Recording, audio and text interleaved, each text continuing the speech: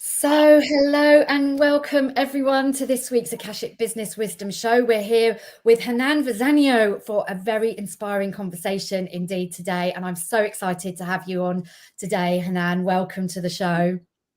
Thank you so much, Nicole. Or Natasha, sorry. We're That middle name always gets me.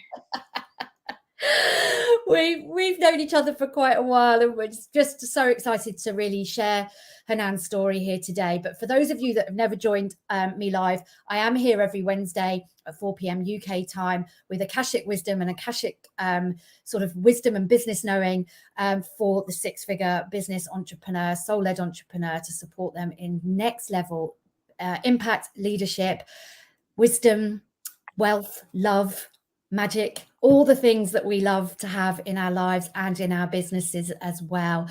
So, but today we are doing a beautiful, inspiring conversation. We do these twice a month. So if you've missed any and you're in my private Facebook group, then you can go back and watch any of them that have already taken place. There are some inspiring conversations, but today I'm really excited. We're going to be talking about thought ascension. Like, hello, what's that? Let's dive deep into that. But Hanan, please, first of all, welcome again, and please introduce yourself as you beautifully do. Hi, friends. Thank you so much for bringing me on here, Natasha. I really appreciate it. First, my name is Hanan Vazanio. The first name I like to say, it's like ha, and nan, like the bread. Hanan. It means kind-hearted and affectionate in Arabic. Short story, I was born in Yemen in the Middle East, and I moved to the US when I was 6 through a lot of self-introspection, a lot of questioning things, and a lot of self-discovery, and a lot of dark moments in my life. I was able to come through as the lady that I am now. Beautiful lady that you are, yes. Thank you. And I'm a feminine energetics and manifestation coach, guide, and mentor. I help women really bring out that feminine energy in them while simultaneously, consciously, and intentionally creating her reality. Yeah, and I'm excited to dig deep into my story. Yeah, I'm really excited for you to share it as well here in this group. But that's just such a huge part of it, isn't it? Just the feminine energetics and working with the divine feminine and really allowing our feminine to shine through. We've been like trying to be the masculine, compete in a man's world for so long, but I'm sure we'll dive deeper into that as we go. But yeah, so I feel excited to talk about this. Give us a quick snippet on your view of thought ascension before we dive into your story. Yeah, perfect. So how I see a thought ascension. So our collective thoughts create our beliefs, and our beliefs create or impact our actions. And sometimes our beliefs and our values become so ingrained that there are truths that we can't perceptually see anything else. And so once we ascend thought, that means we look at new thoughts, we observe different lives, we look at different perspectives, we speak differently, and we engage differently with reality. It starts to shift our beliefs, and our beliefs shift our values. And then we also shift our innate knowing. And our knowing is our subconscious, and our subconscious is what emits the energy out to the world of how to react to you. So when we're acting from a more expanded thoughts, choosing different words, listening to different things, interacting with different people intentionally and consciously, it shifts the direction of our lives and where we go. Yeah, I love that. And the thing that really spoke to me is about how we speak differently. I think that that's such a part of my own journey that I've really recognized how my dialogue has changed, how my inner dialogue, as well as just how I communicate with others, but how I communicate with myself, not always still kind, don't get that right 100% of the time, but how it's evolved and how consciously I'm so much more aware of how I talk to myself. So I really love that piece. So, and it's always interesting these words can have so many different meanings for people. And I just love to hear how you phrase it and how you coin it. And I love it. It's like a coming together. So yeah, beautiful. So tell us a little bit how you embarked on this journey and where it all started for you. Okay. So as I mentioned earlier, I was born in Yemen, which is in the Middle East. I came to America when I was about 6 years old, and I grew up very, very, very, very strict Yemeni in America. I started wearing the headscarf when I was the hijab when I was 5 years old. And I started wearing the abaya, which is the full black covering from the bottom, when I was 11 years old in fifth grade, like in America, while I'm watching all these different shows on TV of the American lifestyle, of living, of kids enjoying doing all these things. And I grew up very much not being able to choose what I wore, not being able to choose what I read, not being able to choose what friends I had. I actually wasn't allowed to have friends outside of school because there was a thought belief, a fear that your friends will ruin your reputation. And so I grew up in a very fear based and very contracted and very dark home environment. And my family loved them. Like, this is about the thoughts and about the energy, not so much about the people. And so when I started questioning religion around 12 years old, I started questioning religion. I started speaking against it. And that gave me a lot of retaliation. Like in the community, I was very mocked.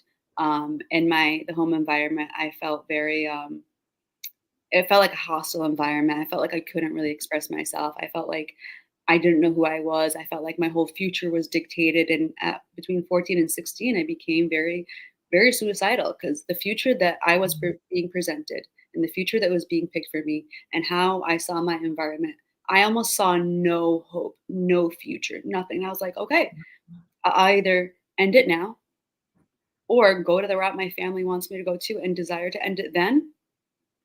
But I decided to give myself a third option. And so that's when I started studying law of attraction. And that's when I got into, okay, it started with really a big part of it was vision and gratitudes. I Yeah. was like, I'm in this like very negative, very heavy, very contracted thoughts. I need to switch it.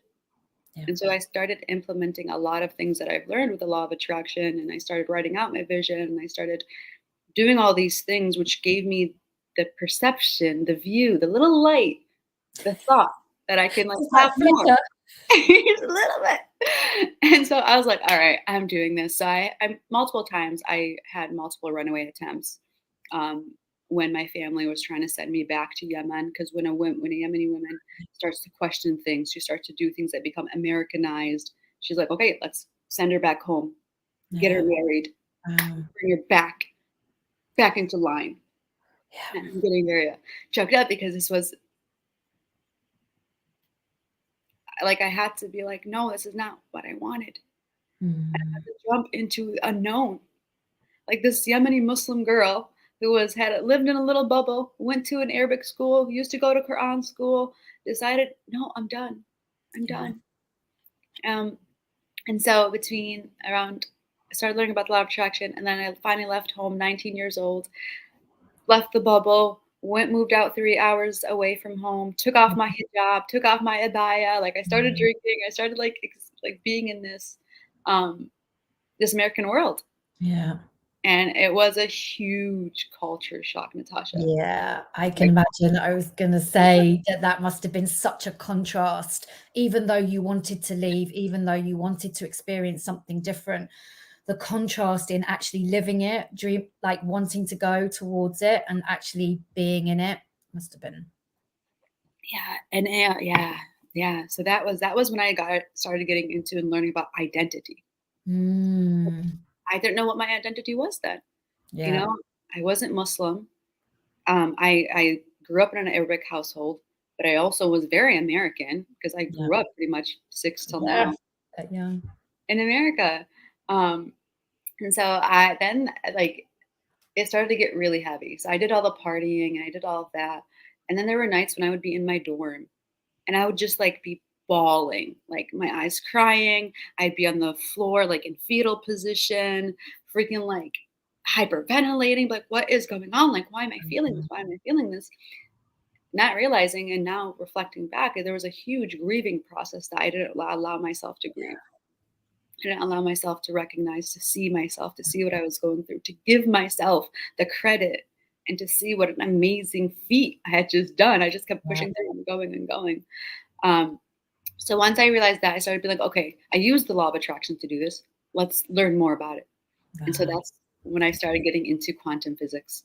I Oh, started wow. energies. Yeah, really delving deep in the edit. This is a language that we both speak. But yeah, I just wanted to really honor that, the courage that it took to walk away from your family to do things differently, and to allow ourselves to grieve is so important. When we create such a huge shift and change in our lives, we I think sometimes we forget to honor the process within which we've done that, and the life that we're leaving behind, the version of ourselves that we're leaving behind, and to honor and open up space for the new person to walk alongside us. It's not an easy walk to do, but actually allowing ourselves that process, I think, can be really, really sort of beneficial to helping us with that process. I mean, that's huge. And just, who do I want to be? Yeah. We talked about the identity piece. Like, who are you becoming? Like, from the person that you left, that your family at 19, at such a young age. I remember 19, I was was a little bit like, what's going on in the world? Like, I don't think I could have had that. I didn't have the maturity, I think, at 18, 19 to have that desire to move away. I was still very much attached to my world and what my identity in that world at 19, very much so. So just want to honor that. Really, really incredible. Yeah. So quantum physics. Yeah, if anyone's got any questions, please, a few people are watching. If you've got any questions for Hanan or myself, or as we go along, or you're watching the replay, please do ask, because we will come back and just tag us. So yeah, just wanted to say that. Love it. And engage with the community too. Like, I'm very excited to engage with your community. Yes. Yeah, piggyback on not piggyback on what you mentioned with the identity. There has to be this burning desire, this, and it comes from seeing something that is not yet in existence and being like, I want to bring it down here. Yeah. So going into the quantum physics is I started learning about how our thoughts then get absorbed into our body, and I started digging more, and they get into the molecules and atoms and subatomic particles. And so I was like, okay, I can create just by shifting my body energy. Yes. And then so it started with a thought, and then it started going into the body. Yeah. And so then I got real deep into freaking Joe Dispenza. I got real deep into watching a whole bunch of quantum physics and manifestation videos. And then what's really interesting was through the whole process, I had a mental habit of people pleasing, a mental habit of who I'm around, I'm going to fit in that. And which led me to a codependent 7-year relationship that responded with how I grew up. Yeah. And then after, it was 7 years on and off, on and off, on and off, while I'm growing and I'm developing, but there's this other energy that's kind of keeping me in that cycle. But I stuck with it because you were again, when I was saying earlier, truth become who you are. So perceptually, I couldn't even see that this was a pattern that I was continuing. But as soon as that Band-Aid was ripped, I launched. That was in 2019. Wow. So I just went massively in the work that I do, massively into my scripting, massively into my rituals, massively into my gratitudes, and during those 7 years, I didn't really have a community. I moved out with him, and it was just me and him, just that codependency. Yeah. And when I came back, so I left Detroit, Michigan. That's where I grew up in 2011. I came back in 2018. And it was then that I was like, okay, I am dedicating a community. I am building a community. The community was huge for me. It's part of my human design. It's what I'm meant to bring people together. I'm meant to be around people. But for so long, I ran away from my community because the old community that I had growing up to didn't accept me. So I feared community. Yeah. Yes, the very thing we thrive on, we end up fearing. And I had goosebumps as you were just saying that. There's so much. It's I mean, for everyone it's different, but it's part of your human design, and it's part of me too, is about community, about bringing people together, about nurturing each other and holding each other's hands. And I realize that when I don't have that, I really cut off from myself. I cut off from everyone else, but I cut off mostly and foremost for myself when I do that. So it's really, really powerful. Yeah. And to bring it back to the thought ascension, we Mm. know this about ourselves. Yeah. So like a little indicator of like, hey, this might, there might not be anything wrong with you. Like this is the lesson that you're supposed to learn, but this is the experience that was meant to be in your life to have awareness of this. And the awareness is the thought ascension. It's like, okay, I have an awareness of this now. What do I do now? Like, how do I speak about it now? Is it something that is holding me now, or is it something that is elevating me to the next level, to the next way of being? Yeah. And that's like another part of the thought ascension, is even speaking in a different way. Instead of saying like, this held me back, this expanded me. Like, isn't it two different things? Yeah. It's like Yeah. two different ways.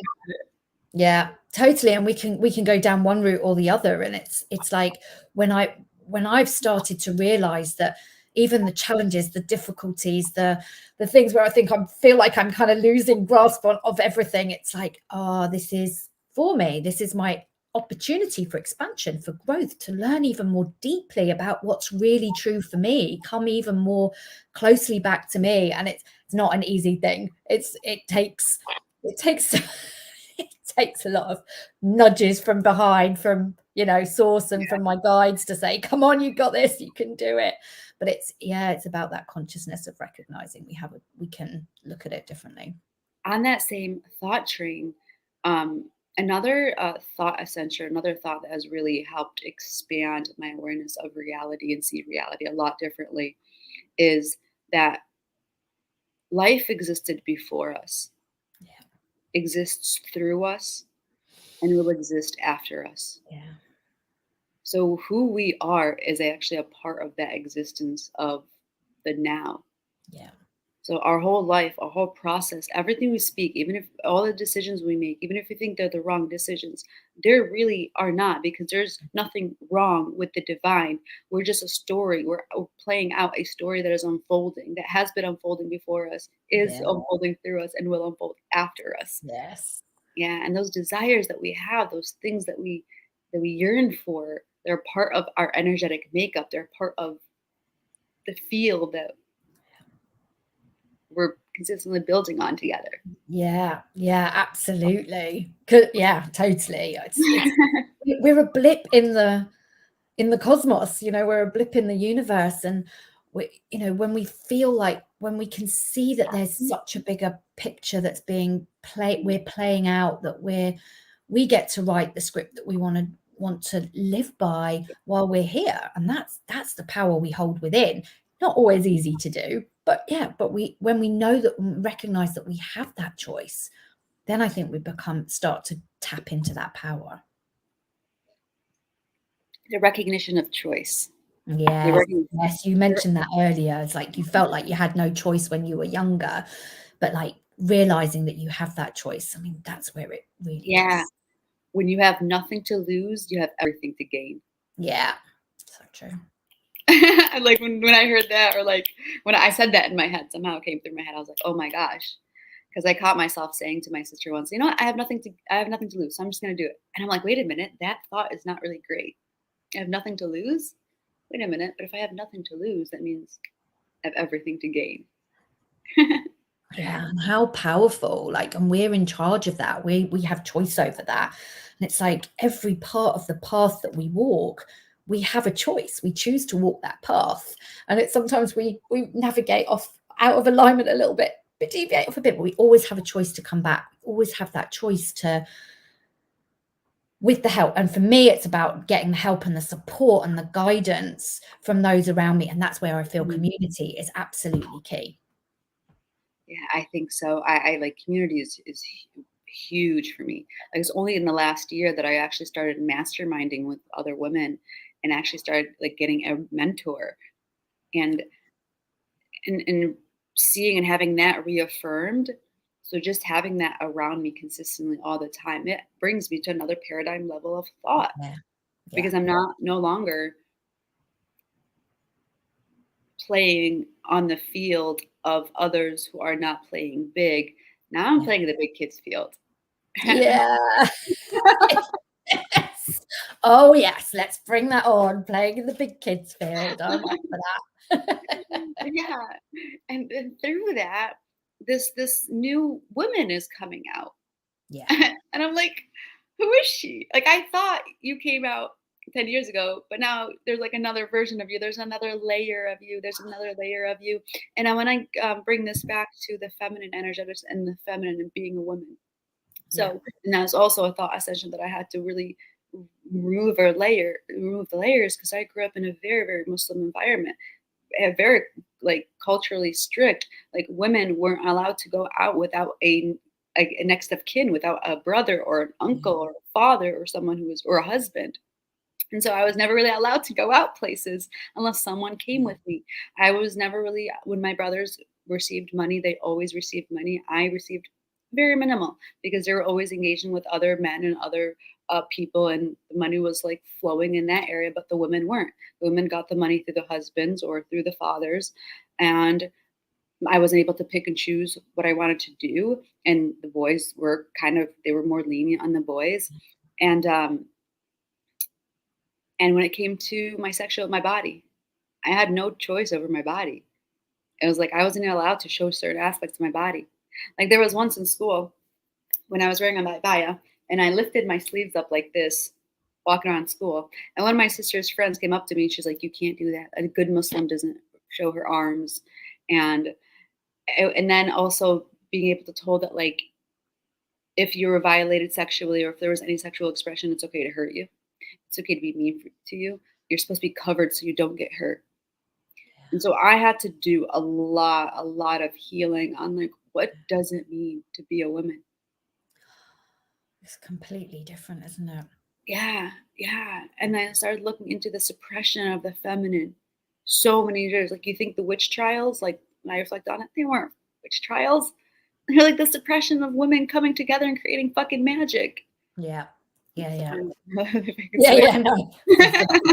Like that. I think if anything deserves that, it's that. But it's true, isn't it? It is how we've been, kept quiet, dumbed down, like separated from our sexuality, who we are, our physical bodies, our creative energies, and everything else like that. And we're all playing it out to various degrees. I grew up in a very liberal family where we were allowed to, we would walk around the house naked with each other, and it was all very much accepted.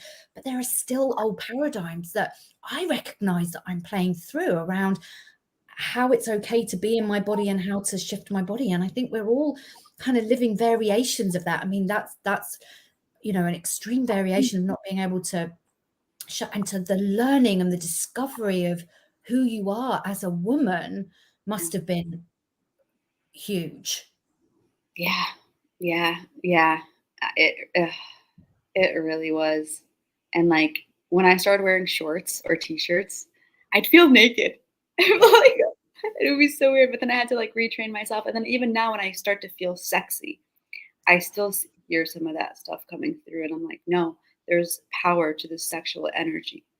And Yes. when we realize as women, like, we have such power, like, we can impact a gentleman just by feeling ourselves, just by saying how we feel, like, in our Yeah. bodies. That activates the masculine. That makes them feel like, "Arr!" Like Yeah. saying how I feel, like, yeah, it's so beautiful when we notice, when I started studying that feminine and masculine energetics, and I'm like, "Oh, interesting. No wonder they're trying to suppress this power." Like, Yeah. and we're here as women, we're very connected, we're very intuitive, we're very humanity based. And Yeah. imagine a world where we can act based on humanity, on connection, on nurturing, on taking care of each other. Imagine. Imagine. I mean, this is the world that we're trying to co-create, right? You and I and everyone else in this community and anyone who's watching and watches the replay. This is all a part of what the work we're here to do, is to shift this old paradigm and recognize that it's all parts of us. We can't suppress one part and allow the other to thrive, or suppress all parts of us. It's like how we integrate the divine feminine, but also the divine masculine, and how we bring it all together to be beautifully creative and powerful within. It's not power over. We know that. It's like, it's not power over anything. It's the power that we hold within ourselves, as you say, to make the choices that we feel are right for us in our own uniqueness and who we are as unique individuals and soul beings. I mean, how beautiful is that? Seriously. And another thing too, just because I'm just with thoughts. Yeah, yes, I'm loving this. One thing I've noticed too, and through my life and through growing up, is how we separate the three areas of life: religion, spirituality, and science. We've separated those, so in actuality, they're a full 360 perspective of the whole picture. Yeah. And I like to say that religion, science, spirituality, we speak the same message in a different language. Yeah. But we've been told to separate. And so when we separate, we start to separate the thoughts that come from those. Yeah. And if we start to look at all of those things that we're learning, it usually comes back to a similar type of message. Yeah. But because we're separating these, like religion is saying no to science, science saying no to spirituality, if we allowed them to play into each other, we can see how they're so connected. Love Like that. religion is the 3D active, like day-to-day traditions or day-to-day to do. Spirituality is there's the connection to that which we do not see. And science is the study to reaffirm and affirm those Yeah. beliefs. Yeah. And so when we bring them together, like magic starts to happen. It's like, okay, I can Yeah. see where their truths were in each one. And I'm Yeah. grateful for my upbringing to be able to see that. That's the beauty of it, isn't it? It's like moving forward to living our life for us, but also seeing the beauty and the gratitude in the path that we've walked, even though it was challenging, even though it cut us off from ourselves, but the opportunity, the beauty, the expansion that lays within that, if we choose it, choose it. And then the expansion comes with a lot of ruffled feathers and a lot of like shakiness of our current reality. It does, because we're like shaking things off for new things to come through. Yeah. Yes, actually. Yeah, that's so true, isn't it? Because in order for something new to come through, we have to shake things off to create the space for the new thing to come in. Like, we are, especially nowadays, like, we're so full. We have so much, we take on so much that and we want new things all the time, but I think we stop recognizing that in order to invite and fully allow and receive and bring new things in, there are things that we have to let go of, the old thoughts, the old paradigms, and we're all doing it. Like, there's things that sometimes still catch me by surprise, and I'm like, oh yeah, I'm not like a coach or a mentor or reflect something back to me. I'm like, oh yeah, no, I'm not doing that. And then I'll be like, yeah, totally doing all of that in my life. That's like, how did that one pass by me? And it's subtle. It can be really subtle. It can be starking, like glaring us in the face, but it can also be really subtle. And I think it's that fine tuning. It's that like that little bit of tweaking and that little bit of like, yeah, I really want to look at that now. And it's like, yeah, but it's okay. I can kind of keep getting by without looking at it. But then it's like, oh, right, okay. And then that's where we can really accelerate our lives. The introspection is solid, and then going back to community, the community too can help us see what we don't see, because like, again, like our truths are so ingrained sometimes that they're just like holding on to them. But like somebody's like, hey, like I'm seeing this. I'm like, okay, you called me out. If I have to look at this. Yeah. I have to look at this. Definitely. And that's why, where you're saying, building your own community and walking alongside these people in your own community, these beautiful souls, but also, having a mentor and someone in those mastermind experiences where that can really allow us to be truly and authentically ourselves. And, you talk a lot about, that coming back to love and acceptance and compassion in terms of that growth. And I think sometimes that compassion piece is something we can leave by the door as well, isn't Yeah. it? I act from that which I want more of. So I act from love, community, compassion, acceptance, and growth. Yeah. And I love it. And through just through doing this healing within myself and choosing the vision and walking towards the visions that I desire, it's actually helped heal my relationship with my family too. My Yes. siblings specifically, and I have 7 siblings. 7 siblings, wow. And I made the intention, a straight, solid intention that even though I left and I got disowned and I wasn't able to see my siblings at one point, I was so adamant, And I came back and now have an actual physical community that I like hang out with, really close friends. My siblings, I'm really improving my relationships. My parents, I am improving the relationship solidly. And then there's my online community, which is so expansive and so like so grateful. And I think the online community really helped me reaffirm and believe in who I was becoming and be able to act that in my real life. Yeah, absolutely. And just, your public online community, like being part of that and, and seeing your posts and your story and how you're evolving. I love it. And I love your beautiful, magical ways that you portray it and just that bringing that energy of it into it. And I just think it's also so important, just touching on what you were saying there, that sometimes we can feel that when we're disowned or when we have a falling out with a family member, it doesn't even have to be about disownment. It's like we have a disagreement. We can sometimes feel, well, that's it. I'm like, that's it, job done, it's over. And that it can feel like the ending, but actually we can always bring that back to a sense of understanding. It might not be exactly how we want it to be, but we can start to come back to that. And as you say, you're still enhancing your relationship with your parents. It's a growth pattern. And it's like, and this is friends as well, like people don't have to stop being in our lives because we expand and we grow and we shift it out of their belief system, but how we can really hold that love and compassion that we are all different and all unique and still come together. I think that's what I'm really taking from what you're saying, is that, we all have a journey to walk and we all walk it differently. And we have a choice, as we keep coming back to in this conversation, about who do we want to be and how do we want to navigate that with others, even though our experiences might be different and the path that we're walking might be different. And we can still have the beauty of that. I think that's what I'm just really feeling very peaceful and nurtured around. And I'm sure that a lot of, I know people in my community that might be struggling with family relationships or friends, and it's kind of a little bit fractious and it's kind of not, but it's like coming back to that sense of love.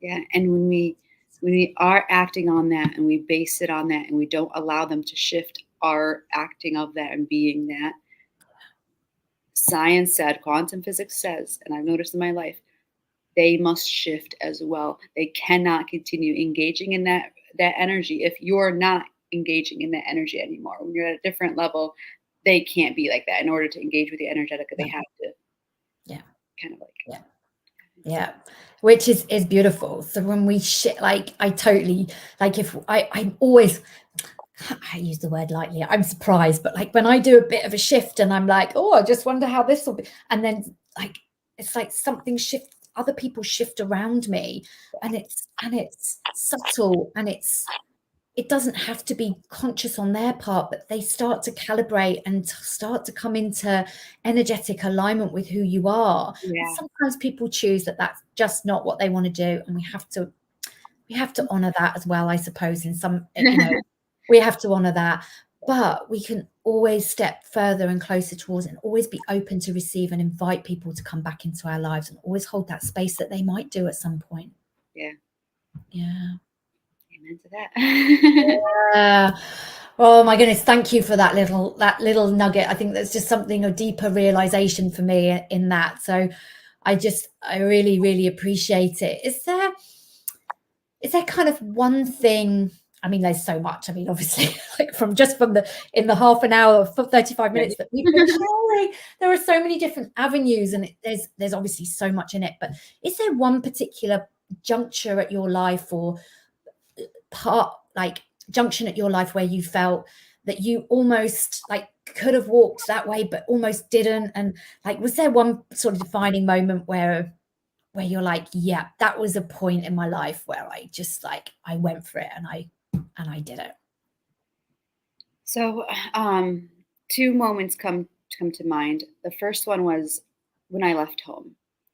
That was that one where I could have succumbed back. Yeah. My mom's dad actually died a couple of days before I was supposed to leave, and so that was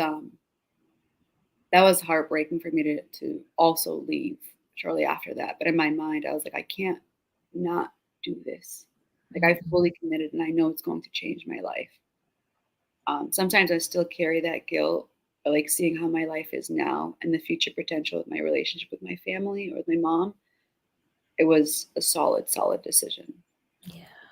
And then the second moment is actually in 2020, when I officially separated from the 7-year partnership. I wrote a dream in 2016, a vision about going in a tiny home living, traveling in a mobile tiny home. So when 2020 entered, the vision kind of created itself. I ended up getting a van, and then my lease ended in April of 2020, and then in May of 2020, I went on a 1-month solo road trip where I Airbnb during the weekdays and camped during the weekends. And I've never done anything like this, and it was at that point I was like, you're either going to do this or you're not going to do this. It's going to Wow. be how the trajectory of your life change goes. Yeah. And so I decided to do it. And it was during that time that I started learning more and more and more and more about myself. I actually started doing the grieving process that I mentioned in college. I like officially did that because I was in my van and I'm like, remembering about college. I'm like, I never actually really grieved the college experience. And then I went into the relationship, I went to more like of that cycling, and I never really grieved that whole thing. So in my van, screaming, crying, laughing as I'm driving down the highway, and just so proud of myself. And that's when I really stepped into, okay, feminine energetics was in 2020, towards the end of 2020.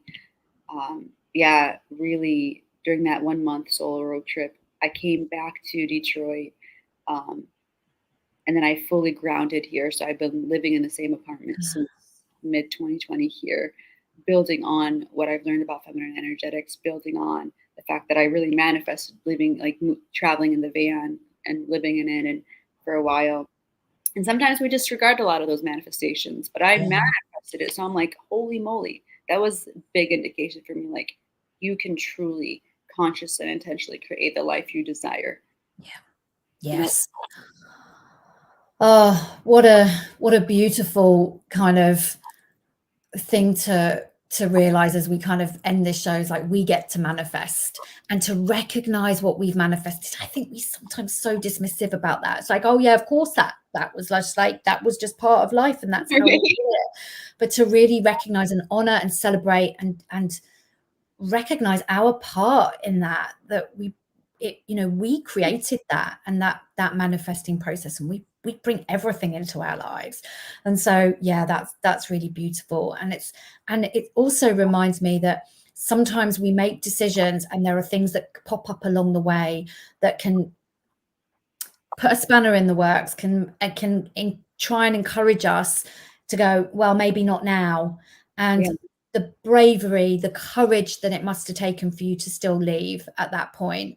I just want to honor that as well, because that's a point that I think many of us have been in our time, in our lives, that we've been presented with a choice and we may have taken it and we've not honored that, but we may not have taken it and it might have come later, and just to honor that as well. So thank you so much, Hanan, for sharing this powerful story with us. Monica says thank you, Monica, for joining us today.